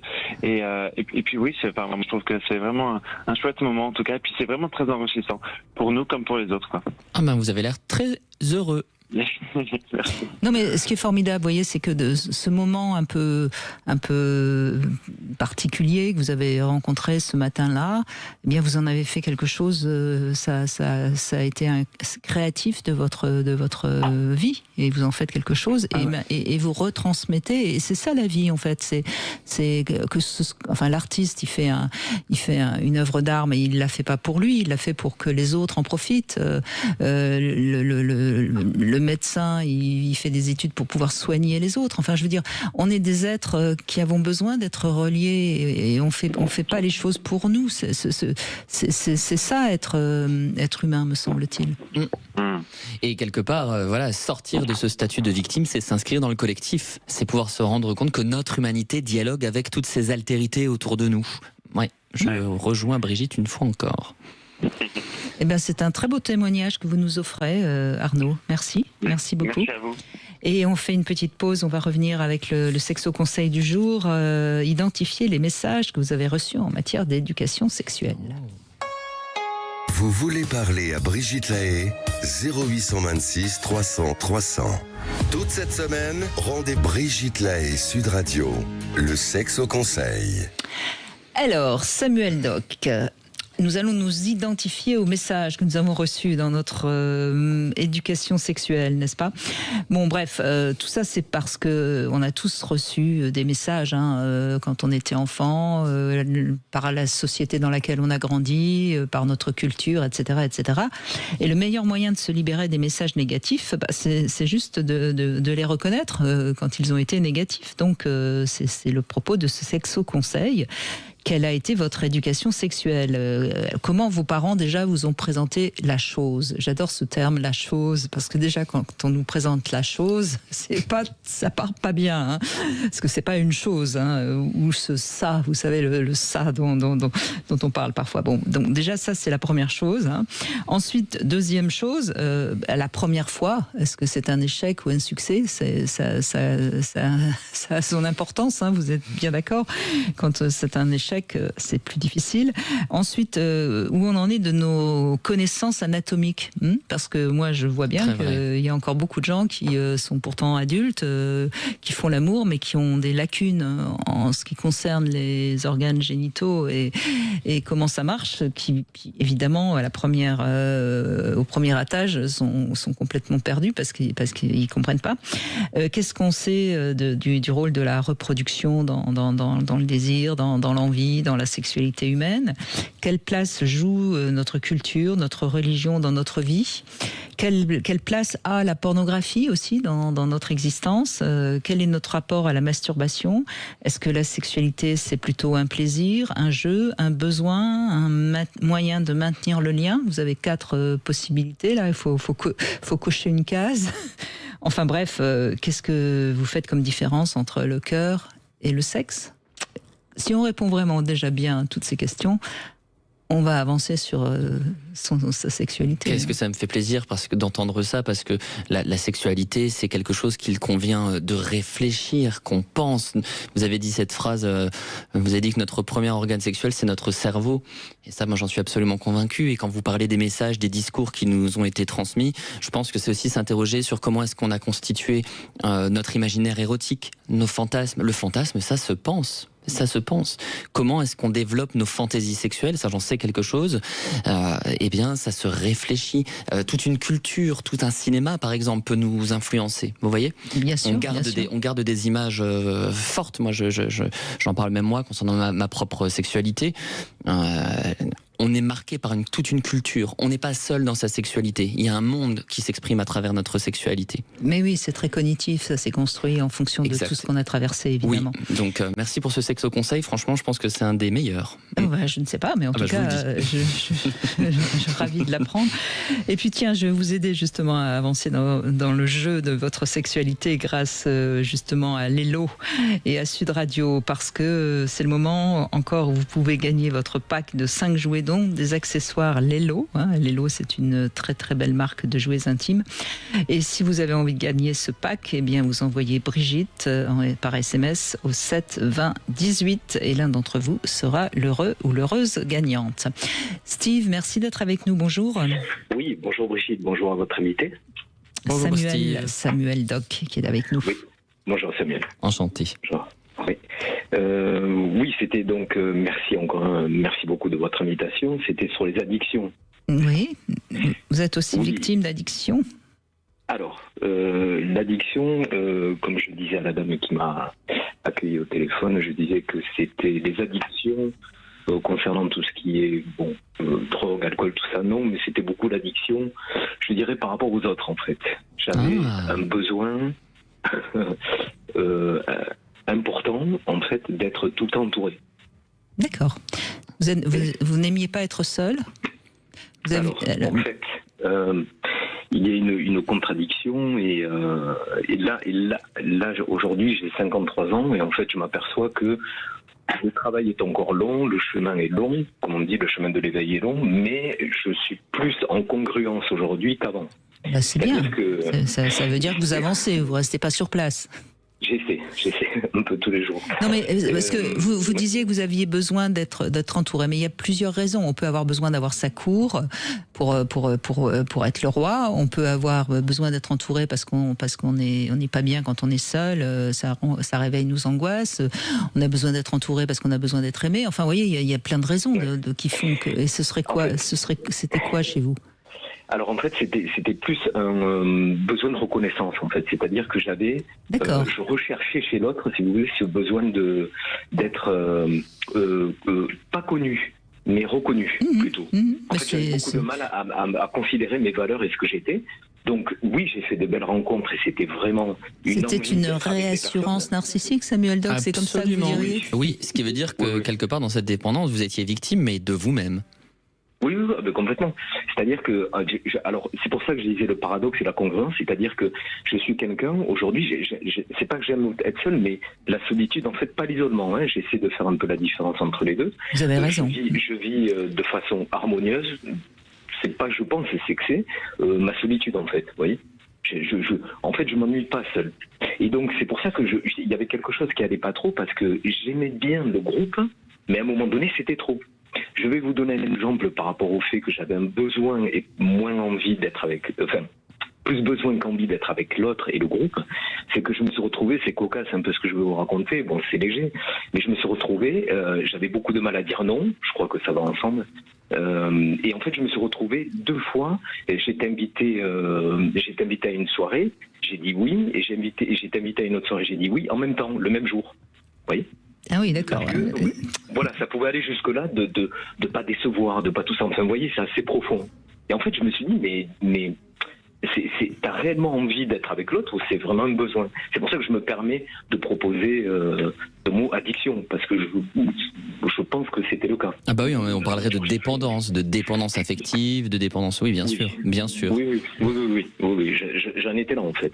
Alors je reviens sur ce que je disais, c'était un réel plaisir et une envie quand même d'être avec l'autre, mais voilà, au bout d'un moment c'était trop. Et ce trop, j'ai essayé de comprendre pourquoi. Je pense avoir trouvé une partie, une bribe, vous voyez. Mais comme je vous dis, là, ça va quand même mieux à 50 ans. Mais bon, voilà, j'ai quand même des réminiscences de vous voyez, d'appeler, de solliciter sans arrêt. Et voilà, j'essaie de trouver ce point d'équilibre entre les deux. Maintenant, Steve, peut-être qu'il faut être un petit peu indulgent avec vous-même. Dans ce que j'entends, c'est plutôt l'envie de vous sentir utile pour les autres, c'est de l'altruisme, me semble-t-il, un petit peu quand même. Et ça, c'est pas négatif. Non, c'est pas négatif, mais ça m'amène... Aimer rendre service, c'est quelque chose qui est plutôt... Enfin, à partir du moment, évidemment, où on n'est pas en train de tout le temps s'oublier pour les autres. Mais vous êtes d'accord, Samuel Doc, l'altruisme, aider les autres, être content de pouvoir rendre service, c'est pas si mal. C'est toujours une question de seuil. C'est ça qui est intéressant, c'est que tout peut être favorable ou défavorable à une personne en fonction de la proportion que ça prend dans sa vie, c'est juste ça. Après, faire de son symptôme une vigueur, ça, je trouve ça intéressant. On peut avoir effectivement besoin des autres et chérir les autres, mais Freud le disait très bien, si tu aimes ton prochain comme toi-même, que reste-t-il pour toi-même ? Il faut que Steve garde quelque chose pour Steve. Oui, alors merci beaucoup parce que c'est de précieux conseils, merci pour cette réflexion et du coup ça m'a emmené à ma posture concernant mon parcours professionnel. Vous voyez, par rapport à mon parcours professionnel, je suis dans les soins de confort, ce qu'on appelle, vous voyez. Mon métier depuis l'âge de 19 ans, j'exerce en tant que magnétiseur. Oui, c'est ça, c'est-à-dire que vous faites du bien aux autres, oui. Oui, mais je me suis posé la question aussi parce que je me dis, mais attends, mais est-ce que tu as réellement envie d'aider l'autre? Oui, fondamentalement oui. Mais ce qui s'est passé aussi, c'est que j'étais relativement dans une posture de confort. Pourquoi? Ben, je vais vous dire, parce qu'en fait, vous savez, des fois dans le magnétisme, ça marche beaucoup avec le bouche à oreille. Vous voyez? Et donc, en fait, ça se faisait tout seul. C'est-à-dire que les personnes appelaient d'une autre personne, etc. Donc, je n'avais pas besoin de faire l'effort pour, créer ma patientèle, en fait. Et du coup, je me suis retrouvé dans une posture de confort. Je me dis, bon, voilà. Et donc, ça m'a fait travailler sur l'ego aussi, vous voyez. Je me dis, attends. On va essayer de recentrer un peu tout ça. Et bon, voilà, c'est pour ça que votre comment ça s'appelle, ce que vous proposez comme réflexion, ça m'a parlé. Oui, mais enfin, si je comprends bien, Steve, au début de votre témoignage, vous disiez que vous aviez besoin d'être reconnu par les autres. Bon, donc si le bouche à oreille marche bien, ça nourrit ce besoin d'être reconnu et c'est plutôt positif. N'y voyez pas forcément de l'ego mal placé. Et puis avoir un peu d'ego, c'est nécessaire aussi pour tenir. Hein. Et oui, mais comme j'avais un problème avec mon image, vous voyez, l'interprétation de soi à l'image. Oui, mais là, vous êtes un peu dur avec... Je vous trouve un peu dur avec vous-même, là, quand même, Steve. Ok. Non, vous n'êtes pas d'accord, Samuel? Si, absolument d'accord. Et en fait, et là, vous nommez des choses très importantes, c'est qu'il y a des conforts qui deviennent totalement inconfortables. La pensée suggère qu'il faut quand même un petit peu d'inconfort. Il faut accepter qu'il y ait un peu d'inconfort dans la vie et que les choses, ne peuvent pas être sous contrôle. Voilà. Et ça, je trouve qu'on l'entend très très fort et très justement dans votre propos, Steve. Faut faire attention à cela, à accepter que tout n'est pas contrôlable. Ouais. Et c'est là aussi qu'on voit que parfois, quand on prend justement soin des autres, c'est parce qu'en fait, ça nous épargne d'avoir à prendre soin de nous-mêmes. Certaines personnes prennent beaucoup soin des autres parce qu'elles sont incapables en fait de prendre soin d'elles-mêmes. Et ça, j'ai l'impression que ça a été un peu votre cas, Steve. Surtout que vous avez commencé à travailler assez jeune. Vous avez commencé à travailler assez jeune. Peut-être trop jeune. Ouais. C'est pas le sujet de parler de mon parcours, mais trop jeune. Bref, en tout cas, je me suis retrouvé un petit peu addict de cette posture. Vous voyez, ça allait jusque-là. Ah bah oui. Et aujourd'hui, je suis... Alors, est-ce que ça a un lien ou pas? Pour moi, ça a un lien. Le fait simplement de dire non et de ne pas me justifier par rapport à une invitation, par rapport à... Là, si vous voulez, par rapport à mon parcours professionnel, j'ai été dans l'obligation d'arrêter. Je ne vais pas en dire plus, mais il fallait que j'arrête pour des raisons même de santé. Vous voyez, c'est tout. Je ferme la parenthèse. Et du coup, ça m'est difficile, mais je dis non. En fait, c'est pas égoïste, mais un peu pour moi. Parce que sinon c'est ce qu'on dit. C'est un peu fort ce que je dis, mais j'en étais pas loin. Dire non aux autres, c'est se dire oui à soi-même. Hein, c'est toujours la même chose. Oui, mais l'autre vous demande surtout de vous justifier. Alors c'est particulier le non, en fait. Parce que si vous dites non sans justifier, des fois ça dérange l'autre. Et du coup, vous partez un petit peu dans des méandres un petit peu et dire non, c'est simplement une réponse, quoi, en fait. C'est pas un rejet de l'autre. Donc voilà où j'en étais. C'est complexe, hein, c'est complexe. Bien sûr que quand on nous dit non, c'est de toute façon jamais très agréable à entendre. Donc c'est toujours mieux de dire non avec un petit peu de rondeur, hein, quand même. Oui, tout à fait. En tout cas, aujourd'hui, je considère que j'ai plus envie de faire les choses que besoin, vous voyez. Ce besoin. En tout cas, vous avancez, c'est ça qui est important, c'est ça qui est bien. Vous savez, Brigitte, on fait avec ce qu'on peut et ce qu'on a, c'est un peu tous les jours. C'est pas trop mal. C'est déjà bien. Bon. Si tout le monde faisait un peu tous les jours, peut-être que la Terre tournerait mieux. Hein. Je ne sais pas. En tout cas, voilà le chemin. Et encore une fois, je tenais à vous remercier pour toutes les émissions que vous proposez avec des intervenants de qualité, parce que je puis vous dire que c'est aidant. Je vais parler pour moi, mais pour beaucoup de personnes en fait, parce que je parle avec beaucoup de personnes autour de moi. Et j'ai dit, écoutez, il y a des gens qui font des choses bien pour accompagner et aider un petit peu les autres. Et en l'occurrence, ça vous concerne, Brigitte, et toute l'équipe de Sud Radio. C'est gentil de faire découvrir cette émission à tous ceux qui vous entourent. Merci Steve. Ah oui, merci infiniment. Merci beaucoup. Merci beaucoup. Allez, on fait une petite pause. Il va déjà être temps de conclure et on va donner la parole, je pense, à Pierre dans un instant qui a aussi un témoignage intéressant, vous allez voir. 14h-16h, Brigitte Lahaie, Sud Radio.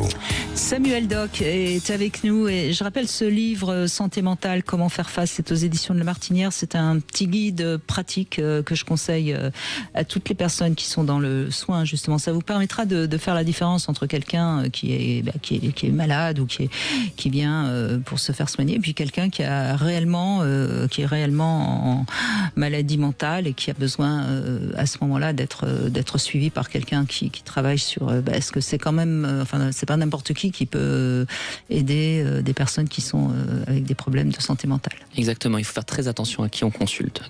Oui. Bien sûr, c'est le rôle. Hein. On peut pas soigner tout le monde, donc il faut avoir l'intelligence de rediriger vers quelqu'un d'autre, quelqu'un qui n'est pas dans nos compétences. Et à l'heure où beaucoup de coachs en tout genre sévissent sur Instagram ou autre, je le dis et je le redis, tournez-vous plutôt vers des psychologues et vers des psychiatres. Toujours, en première instance. Oui, parce que c'est toujours le problème aujourd'hui, c'est que n'importe qui peut se mettre coach. Oui. Donc c'est une étiquette qui est dans l'air du temps, mais ça ne veut pas dire grand-chose. Hein, tandis que lorsqu'on est psychologue, on a fait des études quand même, donc on a un minimum de savoir quand même qui peut être... encore une fois, il y a des très bons coachs et il y a des très mauvais psychologues. Hein, bien sûr.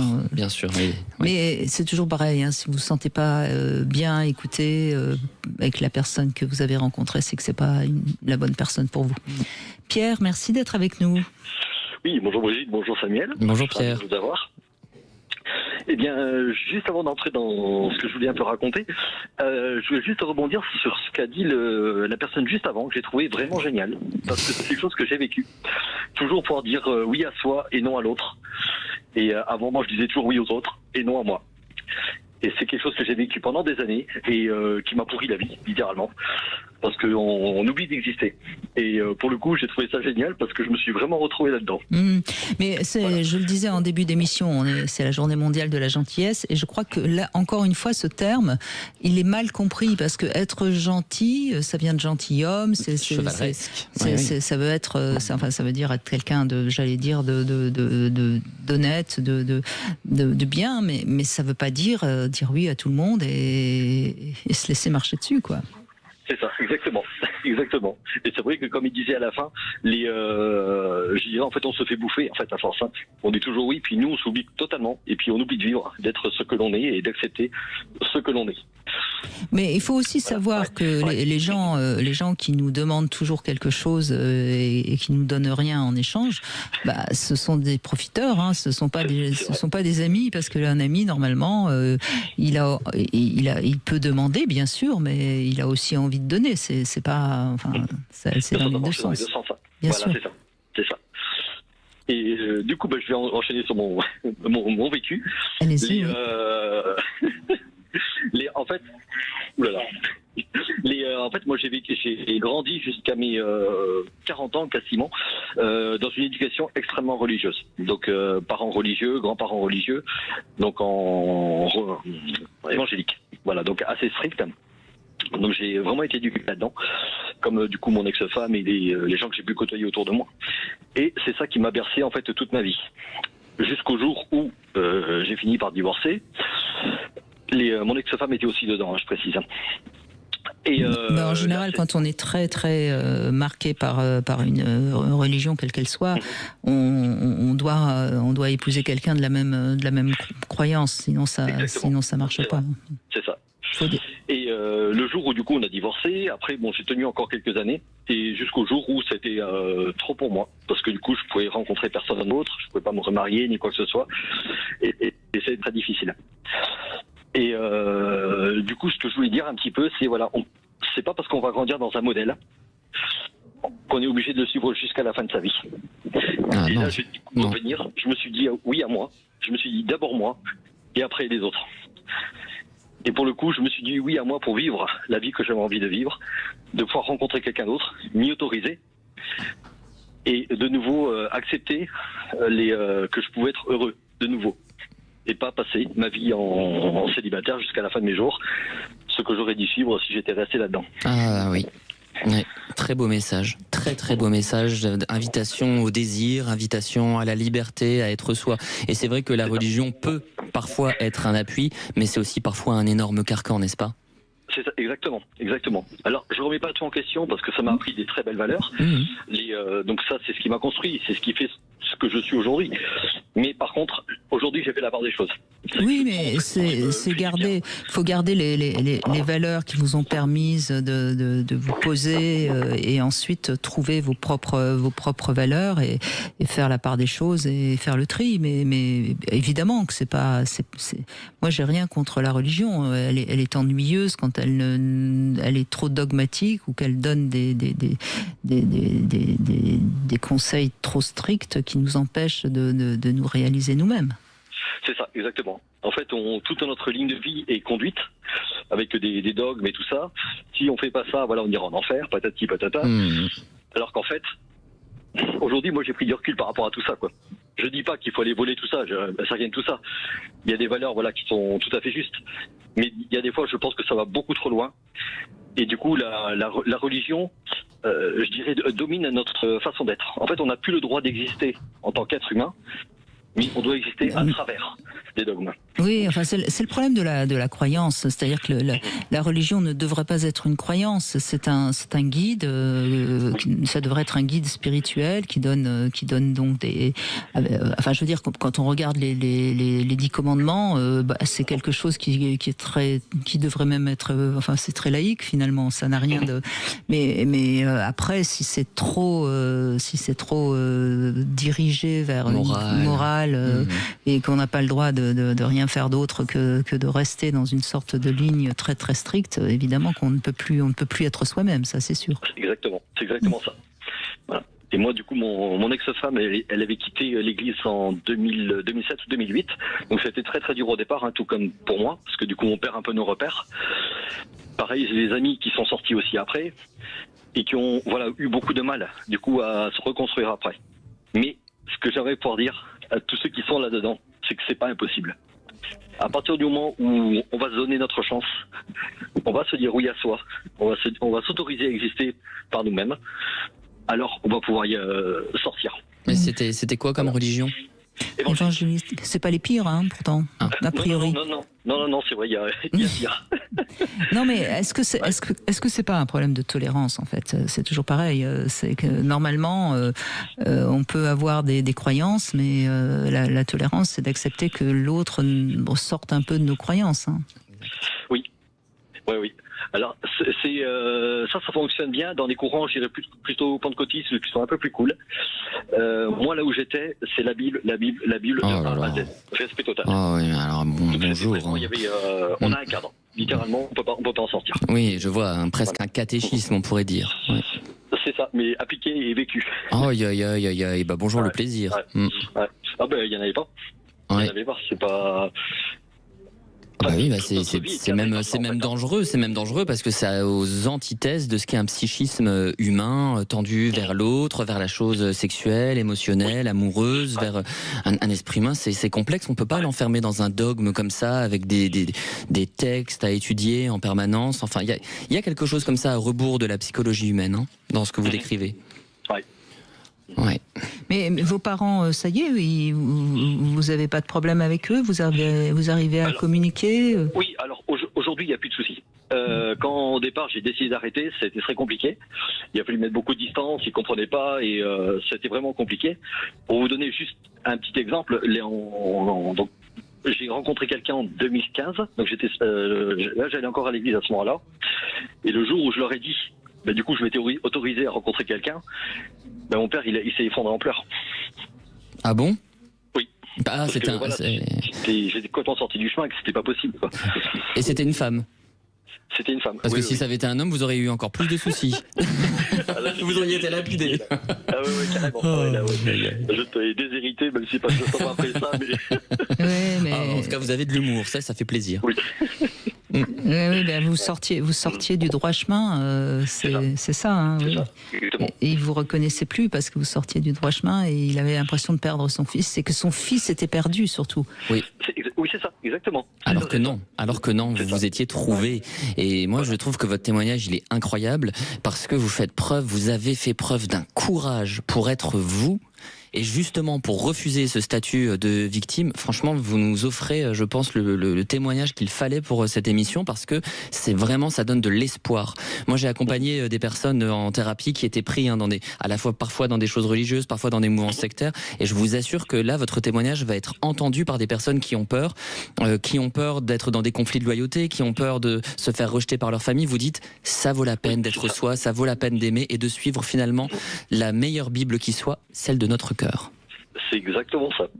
Bravo. D'accord. Bravo à vous, franchement, bravo pour la bravoure. Bravo. Et merci de ce témoignage pour conclure, Pierre. Écoutez, Samuel, c'est chouette parce qu'on a eu des personnes en fin d'émission qui se sont sorties de leur marécage, puisque je parlais tout à l'heure du marécage. J'aime bien cette image, on y patauge dans le marécage, c'est saumâtre. Oui, et qui tiennent debout, comme quoi c'est possible. Et vous savez pourquoi? Quel est le point commun? C'est qu'ils n'ont fait preuve d'aucune complaisance envers eux-mêmes. Ils ont arrêté de dire je suis victime et ils ont dit je suis acteur. Et ça, c'est la promesse d'une vie un petit peu plus honnête et plus authentique vis-à-vis de soi-même. Et meilleure pour soi. Oui. Et pour ceux qui nous entourent, évidemment. Oui. Merci en tout cas, Pierre. Merci beaucoup, Samuel Doc. Je rappelle que vous êtes auteur de beaucoup de livres, notamment aussi les chemins de la thérapie, qui sont aux éditions Plomb également. Pour ceux qui veulent mieux comprendre de quoi on parle quand on parle de thérapie, ça peut être un très bon guide. Alors, c'est Alain qui habite à Bordeaux, qui sera notre gagnant de ces accessoires Lelo. Et puis, tout de suite, vous retrouvez bien sûr Alexandre Delevan pour C'est votre avenir. Demain, nous recevons Sabrina Philippe qui vient de sortir un livre, un roman qui est assez intéressant, où elle parle un peu de la folie. Et justement, est-ce que c'est pas si mal finalement d'avoir un petit grain de folie? C'est ce qu'on verra ensemble. Et est-ce que vous êtes séduit par les gens qui sont un petit peu fous comme ça? Vous viendrez nous le raconter demain. Sud Radio.